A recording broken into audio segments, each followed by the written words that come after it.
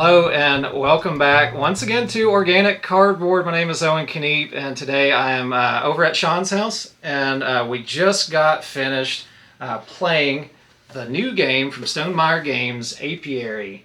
Apiary is a game from a new designer, Connie Vogelman. Kind of interesting. I got to read a little bit of her diary stuff. They did a designer diary with Stonemaier. And so it's kind of neat. I just flipped through it a little bit. I didn't read it too in depth, but her just talking about this process that she went through of designing a game for the first time. And she obviously did a very successful job because this was her first one. I believe so. I've been saying that on videos, and I'm pretty sure that's what I read. This was her first attempt at designing a game, and it was good enough that Stonemaier picked it up and made a really nice production of it. Wow, good job. And it has the artwork by Kwanchai Moria that I really enjoy. He's done the I think Kwanchai's a guy. They have done the artwork for both In the Hall of the Mountain King, Fall of the Mountain King. There was something else that I had just the other day I was looking at that they had also done that I have, and I cannot think of it off the top of my head. But it's this nice kind of sharp design, vibrant, kind of painted on looking just artwork that they're doing. I really enjoy that. It's one of my favorite designers. Favorite artists that I've seen from other games. So it looks really nice.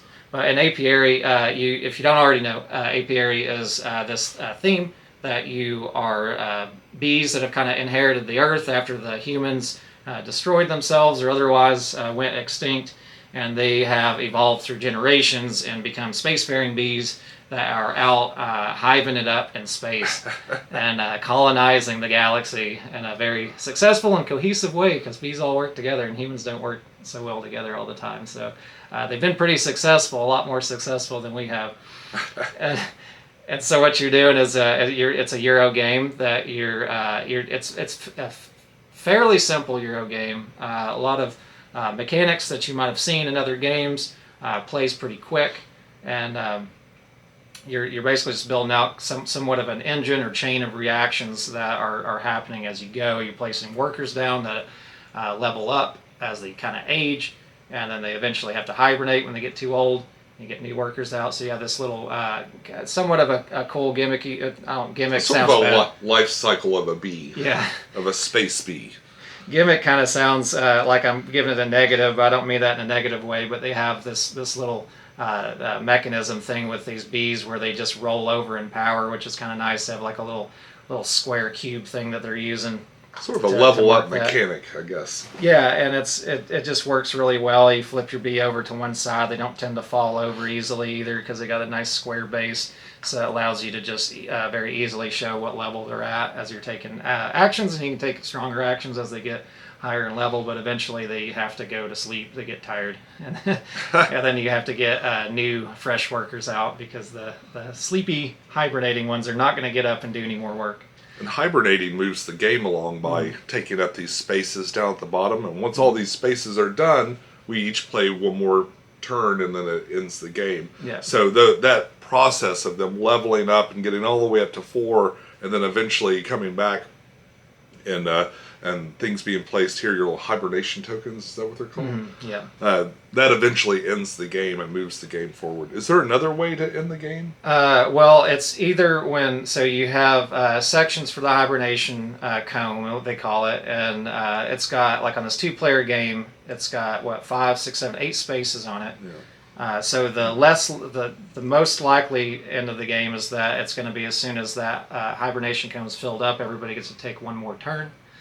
If you otherwise put all of your hibernation tokens, which are going to be 7 for any person, if they have all of theirs out, that'll also trigger the end game, even if the hibernation cone isn't completely filled up. But it's very unlikely that only one person's going to have all of their bees hibernating. Maybe in a larger game where there's more spaces on the. It'd have to be a 3-player game because there's no more room. Yeah. Well, I guess if you had not hibernated at all. If I had hibernated 7 of my bees and you hadn't hibernated 1, then it could potentially happen. But it's going to be next to no chance that that's going to happen unless you have some weird. I'd have to be really confused. Have a really confusing strategy. Yeah.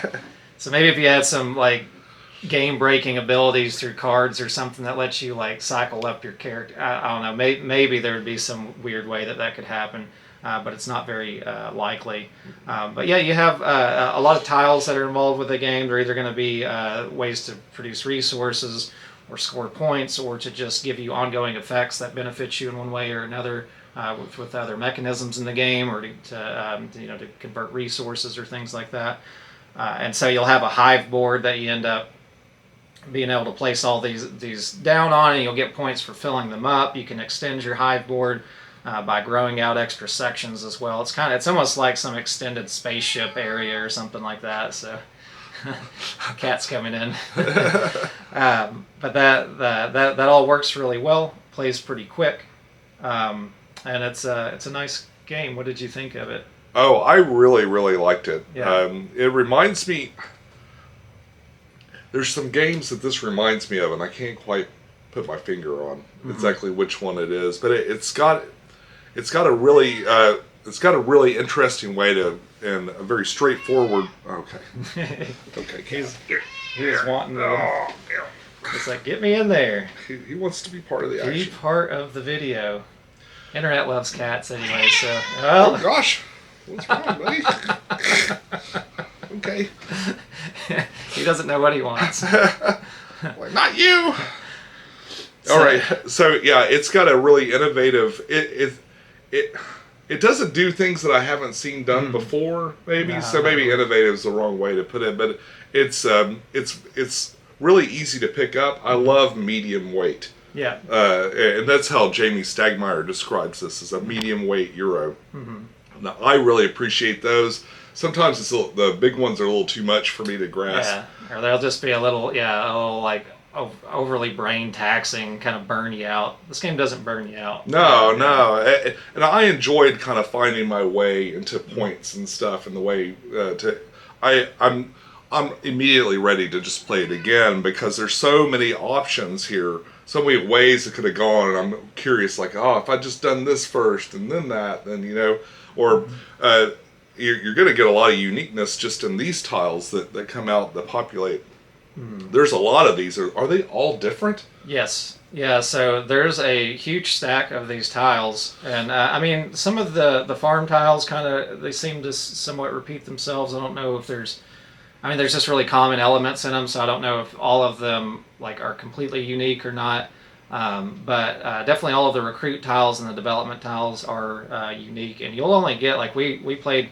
Again, just a 2-player game here, and we still have definitely more than half the stack of the farm tiles. There's quite a bit of those, but yeah, we barely got through the development tiles and the recruit tiles. Certainly, there's carve tiles. We don't have the whole stack of the carve tiles out. Those are in-game scoring conditions. There's a stack about just as big as the rest of these other stacks too of those. So that means every game you're always going to have some totally different directions to try to go to get those in-game scoring points, but you don't ever have to do a carved tile to finish the game or to get a pretty good setup. It's just one other avenue that you can go into. We tore those up. We took all but one. We did, yeah. I think I watched a playthrough that Board Game Co. did of it where they didn't do any of the carved tiles the whole game. Oh, really? Yeah, because it just didn't make sense for their engine that they were trying to produce.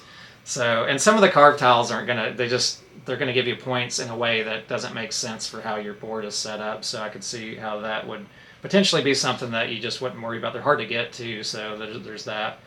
But there's a good amount of variety to keep you coming back. Now this, like you said, is a medium weight game, so this is not like, I would even put it on a little, like maybe a little bit on the lighter end of medium of games. Still definitely in the medium category, but it's not, like I said, not overly mentally taxing, and everything's pretty straightforward. It doesn't seem like there's too many times where you're just like, what am I going to do?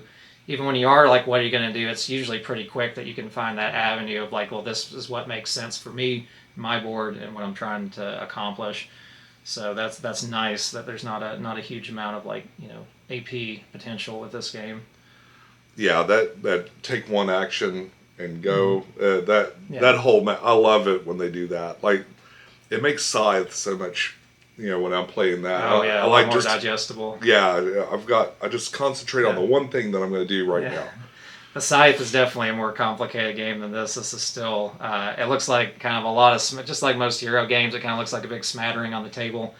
But it quickly kind of condenses down. There's not all that many things that you can really do on a turn.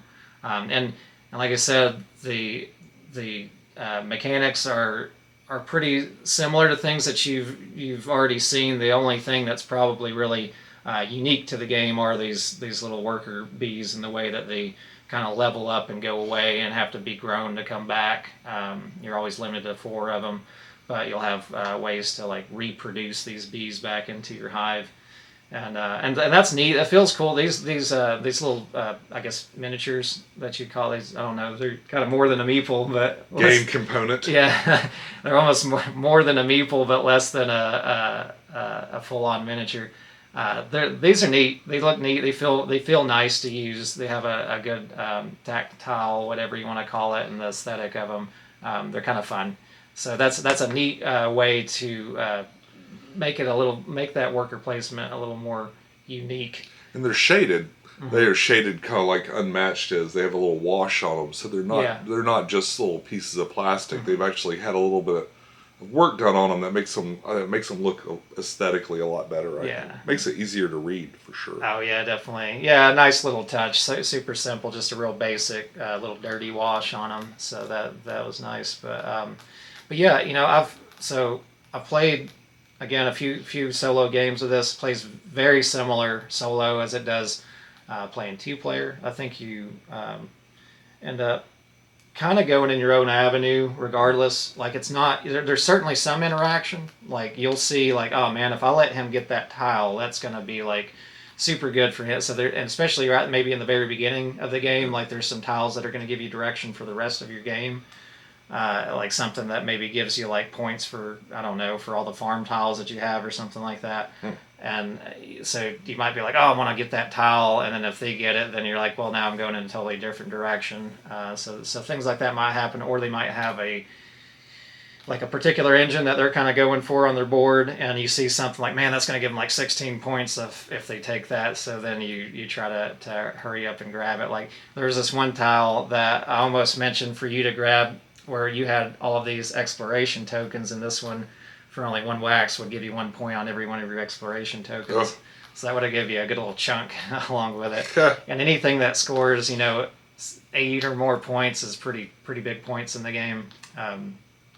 So that's the only real interaction, though. But it seems like this is going to commonly be that people have like a totally different way to get like their big points on their board, and so you maybe not going to be fighting with each other as much, and there's no control over the worker spaces too. So you always get to place your worker down in a space where there was previously a worker.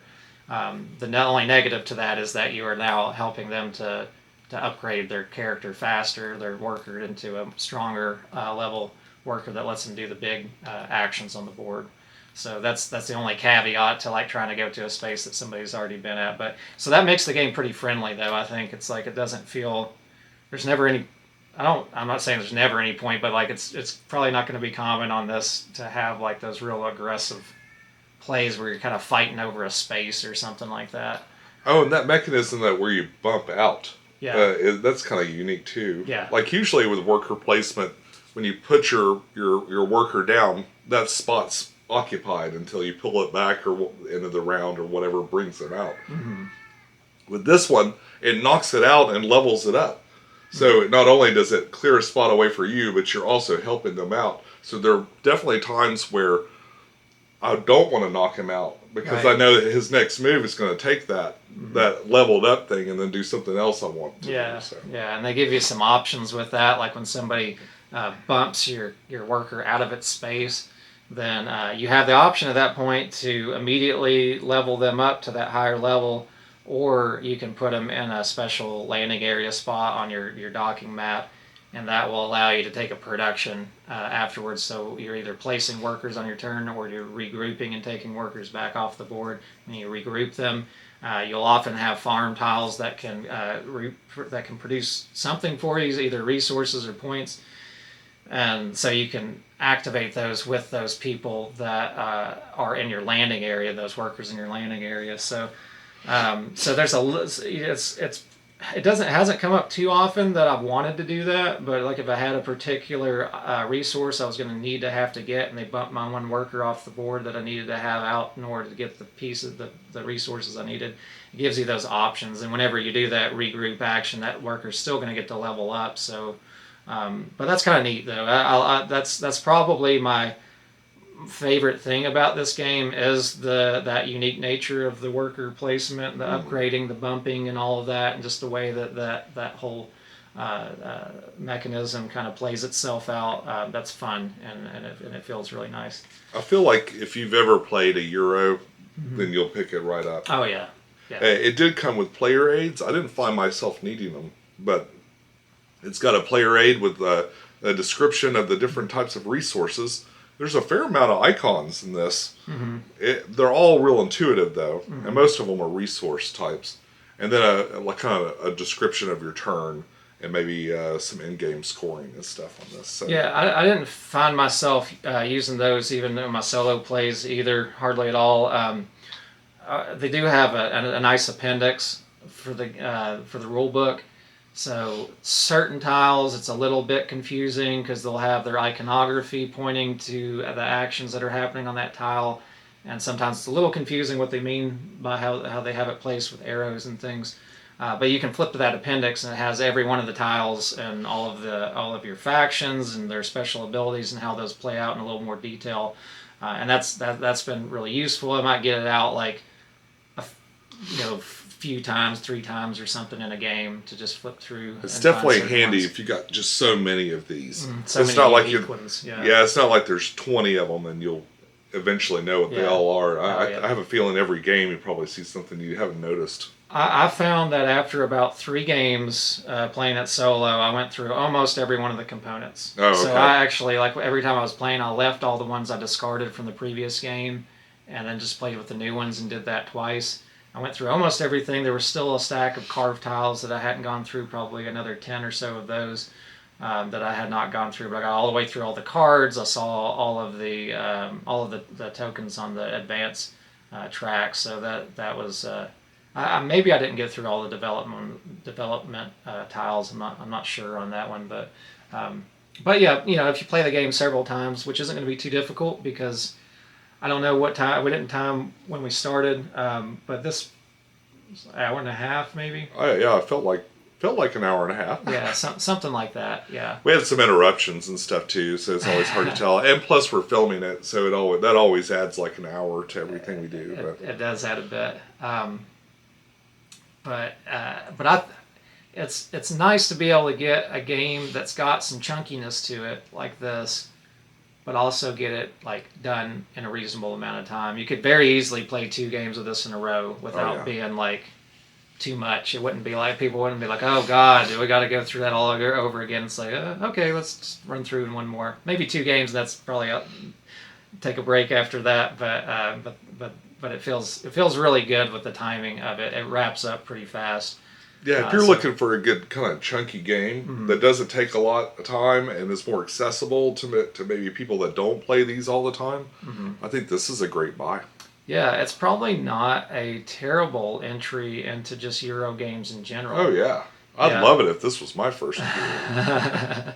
Yeah, I mean, I'm sure there's probably a little bit more, even more simple Euro games out there, but yeah, the majority of them are not quite this simple, but still, again, a lot of interesting ways that you can just change, again, that pathway that you're going for points. So it's been fun. They've got like these special little conversion tiles too are kind of fun. You only have one thing that the game could have included was a little bit more variety in some of the sections. Like there's only 5 of these dance tiles, so when you're doing a conversion action, you can take resources you have and change them out for other things depending on what the cost is for those. And then you have a couple of dance tiles that'll come out on a 2 and 3 player game, and those can be modified. So like when somebody first puts their 4 worker down in that convert section, they can then teach that dance, and by teaching that dance, they're basically just creating another conversion on that chart. I mean, there's enough variety because you get to actually choose what those components are, either the cost or the benefit, depending on the dance tile. But they only gave you like 5 of those, I think. The Hive mats themselves, they have like 5 of these to start out with.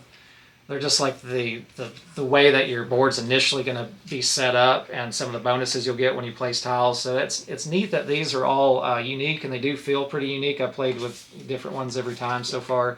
They definitely have a different feel to them, but they kind of lost a great opportunity because these are pretty simple I would imagine, to make compared to the rest of this game. They could just throw some stuff together and maybe try to hope it's balanced, but they could have put a double side on both of these. They didn't do that. It would have been nice to see that. It would have be very easy for this to just give you a more stuff expansion. I could see them doing that, where it's just I'm wondering if they variety. held back a little bit because you obviously are going to want to make an expansion, especially if it's popular. Yeah, so they may have, but it's got plenty to have quite a few games and have them all feel pretty unique. So I've really enjoyed this quite a bit the 4 times that we've played it. Well, I feel like the strategy is kind of driven by these tiles. They can be. Like a lot of it. It can also be driven by the carved tiles. So yeah, I mean, but well, in our game, mm-hmm. these ended up there were a lot of points in there, but I felt like these were making the big difference for you, especially. The couple of those that you mm-hmm. picked out, you kind of developed this engine, mm-hmm. and for when you pull your stuff back, especially, and I think that helped a lot. Yeah, those recruit tiles are fun because they make other actions a lot more powerful a lot of the times. And so, like, I had one that whenever I put a farm tile down, I got to immediately trigger its production effect. So that's fun. So that meant that it was a lot more fun for the rest of the game for me to get farm tiles, because then I got to keep gaining that extra effect immediately without having to take a whole regrouping action. I had another one that caused farm tiles to no longer cost water, and I think almost every one of, not all of them, but most of the farm tiles are going to have water involved with that. So that's great. I had one that let me get an extra expansion onto my Hive mat every time I did a grow action for free. Sean had some other ones that gave him extra bonuses when he did his exploration action, and points for hibernating and things like that. So that's fun. That really gives you just something to play with, where otherwise these basic actions that could get a little stale have a lot more flavor to them when you start being able to do some other fun things with them because of those recruitment tiles. So that's nice. Farm tiles are otherwise just kind of like mostly storage. You have some small productions that you can do with them, but they cost your workers. So you'll usually only get a bunch of farm tiles out if it benefits you in other ways, because you got other things going on in the game. Your development tiles don't come out. But when you pull your stuff back, you get stuff from all those things. I even had one of my recruit tiles in one of the other games. You could trigger an extra production, so it kind of gave you like if you were regrouping all 4 of your workers, you take 4 plus 1, 5 production actions. And if you're doing that with ones that have a lot of points on them too, it might make you want to, because I didn't want to regroup too often on the game. I wanted to kind of keep getting my workers pumped and just keep using them, get them to level up as fast as possible, because on this game I wanted to get some of those carved tiles. But having a different engine in your board might make a whole nother strategy a lot more fun to do. Like I might have played more of a regrouping kind of strategy where I was doing that more often if that was the case. You'd have to probably play this a whole lot to get before it started feeling samey. Yeah. Because there's just so many options in those tiles. Yeah. And the cards and stuff. There are a lot of different ways to go as far as like forming your strategy. Mm-hmm. And there's definitely enough uniqueness to kind of make this a fun game. Like if this is just your only game, we don't have that problem. Yeah. But if it's your only game, like you're going to play it a lot before you're starting to feel like it's old, I guess. And that kind of, I guess, the exploration itself is kind of fun, where you get to gain special resources when you're finding these other buildings, but you kind of are doing somewhat of a exploratory thing when you're building out your hive mats. Like all of your expansion tiles have 2 spots. They're all the exact same, so they all have 2 empty spots and 2 spots that when you fill them up, they give you those seed cards.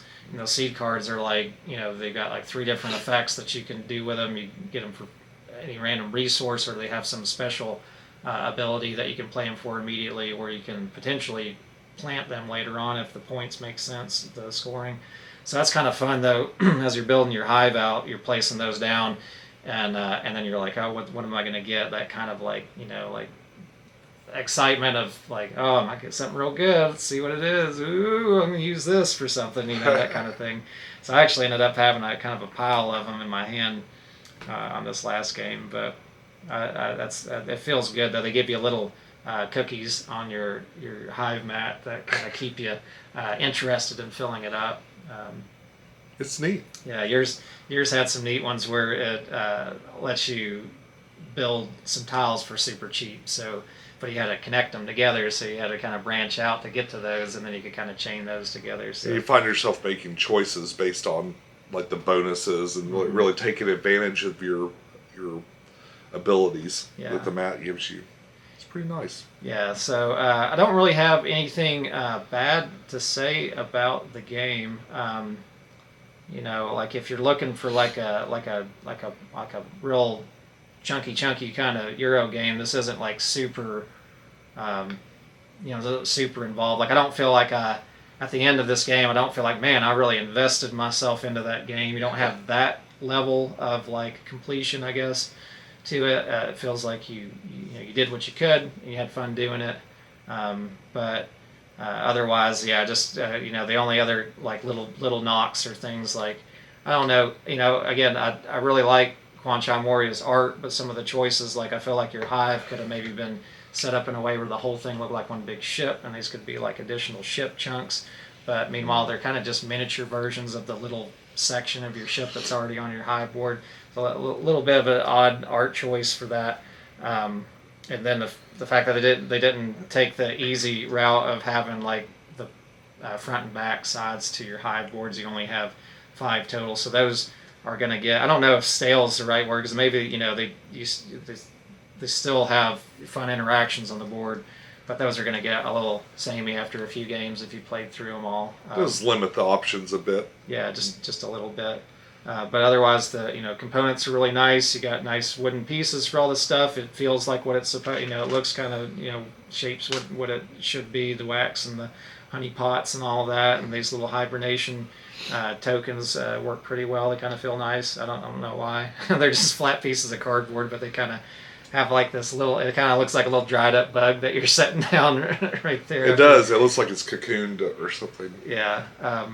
And then the rest of it's just got enough color on it to have a little bit of pop without being too in your face with all of it. But it's great. It's a fun game. I really enjoyed it. So it's a good game, quality components. Yeah. It's what we've kind of come to expect from Jamie Stegmaier. Mm-hmm. Pretty easy to pull out and put on the table. We just did a video about terrible to table games. This isn't one of those. Definitely not. Yeah. He included this little component tray, which you can just kind of lift out and use. That's nice. Yeah, there's no real need to have all your tokens separated because they're pretty easy to access. You just throw them all in one pile and then included.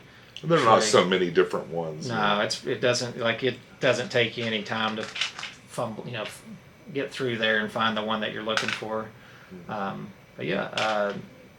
I think that's probably about all I got to say for it. I think that's all I got. Yeah. So I will say though, because I tend to forget this when I'm over at Sean's house. If I had to rate it, Sean hates to rate things by with a number, but I love to just do it to aggravate him. I'd probably give it an 8 out of 10. I think it's a real solid game, and one of the main reasons I think why it would have that little bit better of a rating too is that it's because it's so quick, because you can get it out and you can have a pretty good chunk of experience and not feel overly invested in the game. I think that's one of the big pluses for it. I give it 4 Cheerios and one Winnie the Pooh. One Pooh Bear, yeah. Hey, Pooh Bear, man, he's you dig it. He's all about that honey. Yeah, so that just means that this is a game I'm going to keep around. Want to bring it out to people. Want to get people involved with it. I'm not going to be like going crazy. Like I got to play Apiary every day. Let's get Apiary out constantly. But I am definitely going to actively want to get it out on occasion and not be afraid to do so because it teaches real quick. Taught it in probably like 5 minutes or so. Like how do you feel about this like versus 10, maybe 10 minutes? Oh, maybe 10 minute teach maybe to run through the board. Sorry, what were you saying? What would you think about this compared to like Viticulture? Which one would you rather play? Oh, they're very different feeling games. You got worker placements, the biggest example of it being the same thing. But I don't know. With Viticulture, definitely feels like a more involved game. Like I feel like you're a little more invested going through a game of Viticulture. This is light. It really depends what I'm looking for at that time, how much time I want to play at that moment. But this is almost on that level of feeling like, and not in a negative way, almost feeling on that level of like being a filler game. And by that I mean like if we want to get I keep mentioning this thing, but if I want to be like, hey, let's play a fun game that's going to be nice and chunky, and it's not going to take too long. And that kind of feel. So, I mean, I guess a filler should really be more like, between 20 and 30 minutes or something, but it feels like I could have it fill a little more space without being like this full-on 3-hour game. Yeah, short game night versus typical game. Yeah, multi-game night or something when you're playing multiple other games. It's great for that. So, I don't know. Right now, I think overall, maybe I still like Viticulture a little better. It's kind of hard to say again because it really just depends what you're looking for in the moment. Space always wins. Yeah, I mean I think Viticulture just has it's a totally different vibe. So it's almost like comparing apples to oranges a little bit. Or honey to wine. Honey to wine, yeah, honey to mead. Wait, no, that doesn't make as much sense.